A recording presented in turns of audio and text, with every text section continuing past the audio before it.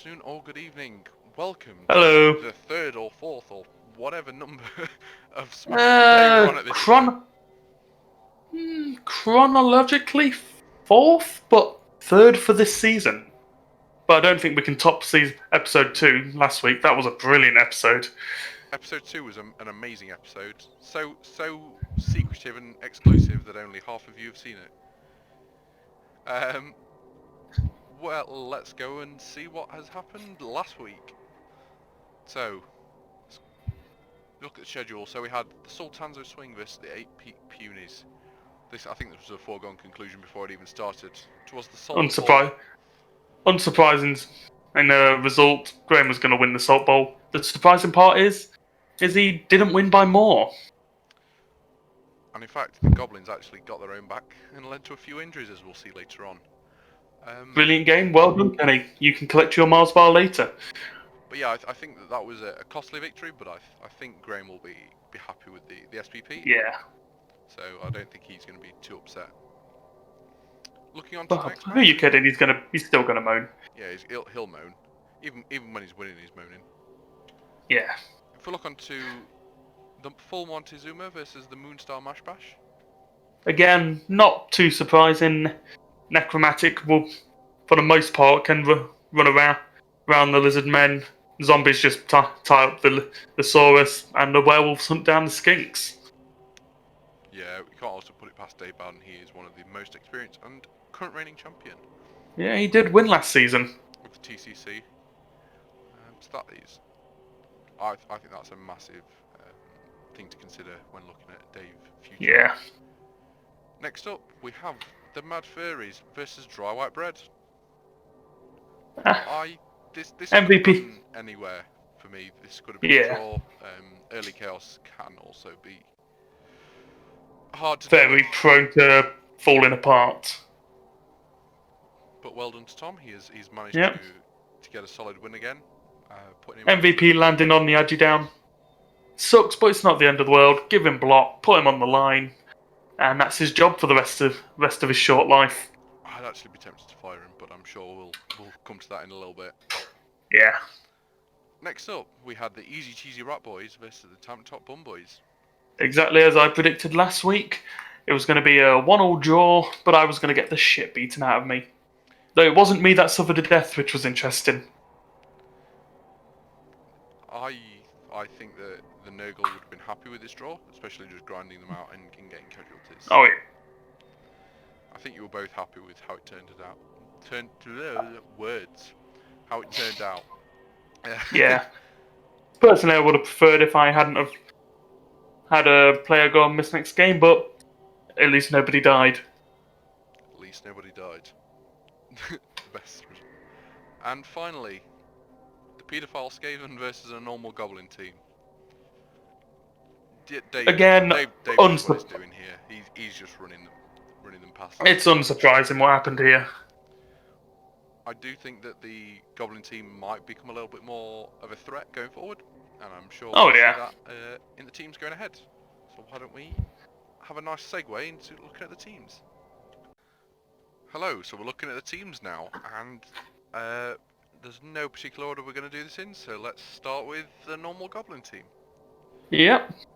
So, looking at this, we've got an MNG Goblin, but we have arguably the best increase that you could have possibly have got for this team's build. Yeah. Agi Goblin is huge.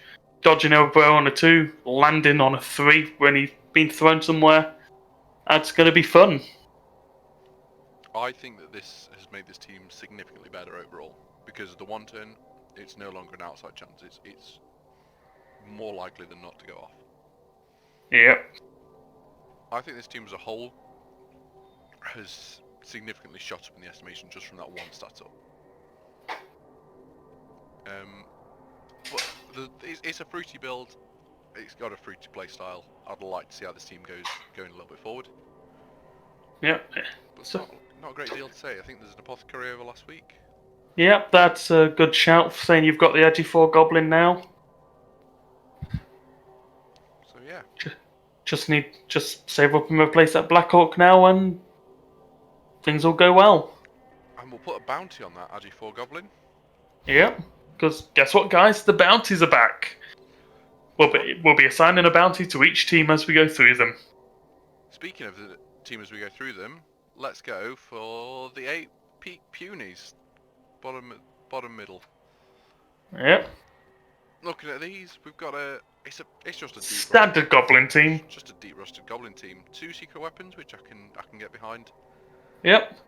Personally, I'd like a pogoer. Not a great deal to say. Pogo would be nice, but you've not got the cash because they're 70k. Yes, I believe they are 70k. But again, I think it's a fair-sized goblin team and standard team, nice deep bench. 3 rerolls. Bounty on the fanatic because every time they get knocked over, they don't roll for armor. They just roll straight for injury. Yeah. I think it could be interesting the risk reward there. Yeah, definitely. Wonderful. Let's have a look at another team. Let's go for the Sultanzo Swing, the Dark Elf team. Dark Elf team with 2 seriously injured players. Well done, Kenny. Speak to Jack later to get your bounty, as we said in last week's episode. Which I can't state was such a brilliant episode that everyone should go back and watch it again if they get the chance. So many good comments and criticisms from it, which we've obviously learned from. Yes. So obviously those 2 linemen with the movement down, it slows the entire team down. It does. And at this point, you can't really afford to fire them. One's already sapped his MVP, which sucks.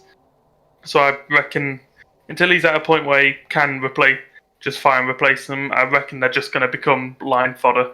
They're going to spend the rest of their short lives on the line, getting punched at the start of every drive.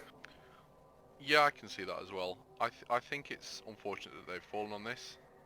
Yeah. I would be tempted to fire the one without any SPP on, because I think a journeyman potentially could be better for you, especially because he's saving up to buy a witch elf or another reroll, so you wouldn't be saving the journeyman too long. But that's just my take on it. I think we've got to give it to Kosher. Killing Kosher would be... It'd be salty. It'd make him salty, which we all enjoy when he gets a bit salty. But it's also his most developed player, so it's most likely to happen. Yeah. Also, salt in this team, very thematic. Yeah. Fluffy. Very. Right. Bonus point there. Let's go dry white bread. Graham's opponent. Good old humans. It's unfortunate that we've got a niggle on this blitzer here. It's unfortunate. It's not the end of the world. It's also quite... I'm going to say unfortunate that we've not got any level ups yet, because they would be... But a lot of players on the verge that if things do go well in his next game, he could possibly suddenly come out of that going in with no level up players, coming out with almost, if things go well, 4 leveled up players. I think the next few games are going to be pivotal, so I would definitely be looking at just trying to score a pass. Like, even... Yeah. 2 vanity passes, 1 on each of those blitzers. Both leveled up. Good. Yeah, scoring those 2 passes is going to be more important than getting something like a touchdown on another blitzer. So I would definitely be prioritising that on your drive. Yeah. Keeping them back, pass each between them, get them leveled up, and then you're looking at some quite good development. Let's have a look at the full Montezuma. Full Montezuma, there they are. So, straight off the bat, unfortunate about missing 2 skinks. Double unfortunate, one of them is a niggle. That niggle, I think it's the 5 STP, if I remember rightly. It's not. No, it's not.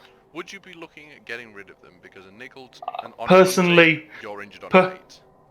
Yeah, niggle on a stunting, nobody wants that. Fire and rehire as soon as you can. You've got 60k in the bank, you can do it right now. And 3 skinks that don't have journeyman is better than having 2 skinks with journeyman and 2 skinks without journeyman. Yeah, I would definitely be looking at replacing that skink sooner rather than later. Yeah. Before it starts sapping SP from MVPs and whatever. However, speaking of SP, we've got a Crocs that's a cash away from level up. We've got a Saurus who's a cash away from a level up. Yeah. These teams could, just like the humans, start developing quite quickly if a game goes their way. I think they're in a rough position with having no level ups after 2 games, but we can see how things go. Yeah. Right. And on to the Mad Furries. So if we have a look, Agi down Beastman. Me and Max disagree what we're going to do here. Personally, I would fire him. Personally, I say it's not worth firing. Just give him blocks, stick him on the line. Or give him kicks, stick him on the line. Well, not if he's got kick. Oh yeah, not kick, not stick him on the line. You know what I mean? Yeah, Tom says he's not going to fire him. It's neither here nor there really. It's unfortunate that he's had 2 serious injuries in 2 games, but at least they're only on Beastman. And looking at the Warriors getting 2 blocks in 2 games is also pretty good.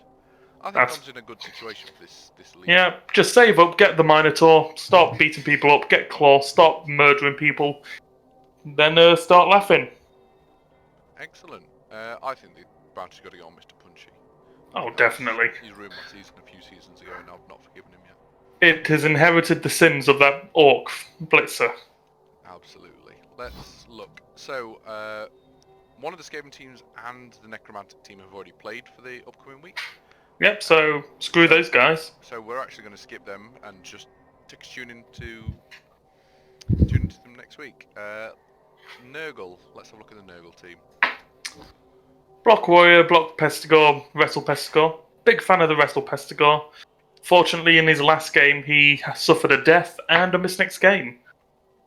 Yep, so the MNG's landed on the Nurgle Warrior, who looks like he's got a cash before, so that's brilliant for the MVP landing.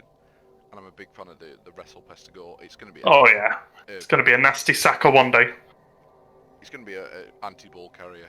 I'd be looking at giving that strip ball next rather than tackle, because even if you get the push, you're going to be dislodging the ball. Either work, really. Yeah. A combination of both of them at some point. I think he knows what he's doing with Nurgle. He's done this a few times. 5 seasons now, I think. Yeah, he's definitely experienced with how they develop. Right. I think the Wrestle Pestigore is interesting, so I'm going to give that the bounty, I think. Yeah, definitely. Right. Can't let that thing be allowed to grow. And finally, the rat and cheese. Rat, cheese, pack and rat. The slightly more scummier Skaven team, where they've done a controversial thing and taken Big Hand instead of what personally we think of the better idea of 2 heads. Yeah, I'm a big fan of 2 heads rather than Big Hand in this situation, because it just feels like a bit of a waste of a skill, to be honest. The only situation is pretty much landing in tackle zones. Yeah. It's more niche than the other one, but I can see it being. If Big Hand worked for negating tackle zones for catching as well, I mean, there'd be no point having Nerves of Steel at that point. But if it did something similar to that as well, it might be worth taking more. But honestly, on a gutter runner, I feel like it's a wasted skill. It's more of a skill for things like Underworld Goblins, because they dodge in easily, they pick up the ball easily, they dodge away easily again. Whereas this is going to be the only times it's really going to be a really good skill is if you're going to be dodging into somewhere very nasty where Agi 4 isn't really going to be that much help. Yeah, I think it's also brilliant that he's had 2 mutations on gutter runners this early on. Yeah, let's put a bounty on both of them, really. Let's just put it on the horns for now. We'll see if we can kill enough off over time. Yeah. But no, I think this is a nice, solid Skaven team. We will just have a quick Definitely team, but not really going to go into much detail because it's a week ahead, and we'll do that next week. So you did get a Guard Ratoga first season. Not first season. Second game. Before we looked at it. Yeah. You had a block gutter runner and an extra heads gutter runner. So I'm going to put your bounty on the extra heads because that is what was in place at the time. Yep, that's completely fair. And Necromantic. Necromantic, give it to the Shorehands Ghoul. Yeah, Shorehands Ghoul and Guard White were there before. Yep. We will review this team. They did buy a flesh column before the game. Yep. Again, we don't want to look at this team too much as it's already played a game for next week. But yeah, I will put it on the Shorehands Ghoul for now. Right, so let's check out the upcoming results. Yep. Hello, and we're here looking at the results for the week ahead. So, Sultanzo Swing versus Dry White Bread. Now, This is not going to go well for the Dry White Bread. no, I think Graham is definitely. Graham's going to Graham it. I think he's going to aim for about a 2-0. I think. I don't think he's going to go much more because I think he'll be worried about constantly setting up against the ogres. Yeah. The ogre. However, humans, they're average, but with that averageness, they can do everything, a bit of everything. So they could still pull themselves a miracle if he plays well. Yeah, I can't really see past Graham winning this. Yeah, I know. I'm just pointing it out. The Moonstar Mash Bash versus the Easy Cheesy Rat Boys. I'm expecting a 2-1 to Dave. I can see this being 2-1 as well. I think you're gonna get an early lead, but I think he's eventually going to just. He has more players than me. For the most part, he can outbash me. I think it's not. You and just get a numbers game. Yeah. The 8 Peak Punies versus the Rat and Cheese Pack. This is going to be horrific for Kenny. Dave's just going to keep running past him. But at the same time, he's going to be probably quite wary, since he can easily just end his season if a right chainsaw in the right place and a right foul. Oh. Yeah, getting the +3 on the armor break, especially on armor 7, means you're doing it on a 5+, which is ludicrously easy. Beautiful.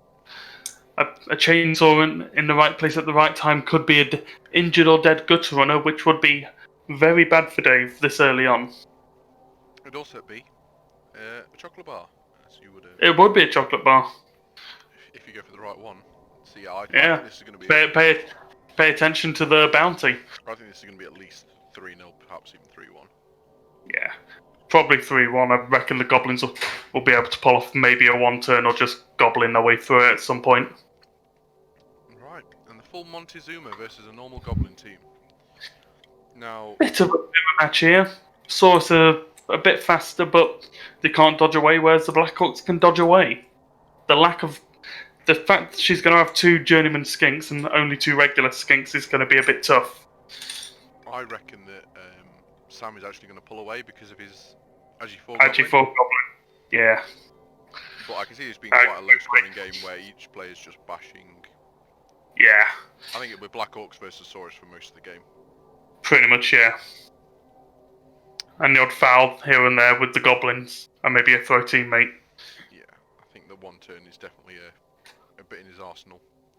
Yeah. Finally, the Mad Fairies versus the Tank Top Bun Boys. What do we think? Probably the boringest match of this week, just Chaos versus Nurgle. I reckon the Chaos are probably just going to edge it out by their teams a bit faster. And the Beastmen are a bit more versatile over Rotters.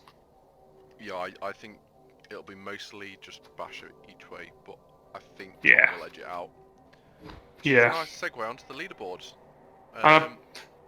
Yep. Looking through it, we've got obviously 4 teams all up at the top spot. Yeah, we got, unsurprisingly, Dave with his Skaven. Another Dave with Necromantic.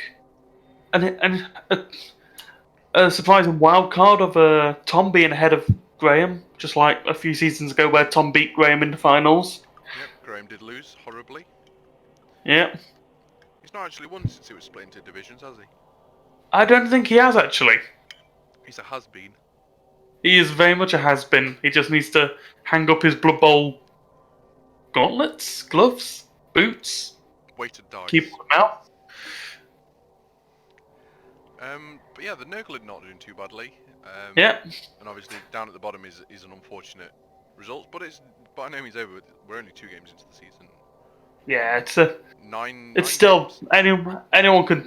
anyone can still pull it back, and while some of the people at the top, I don't expect this to happen, but it could all turn around and they end up at the bottom. Absolutely, 1 game can change a lot. Yeah. So that has been Bite of the Week for this week. Obviously, last week was an interesting set of coincidences. Yep. But I'm glad you all enjoyed last week, and we'll see you again next week. See you next week.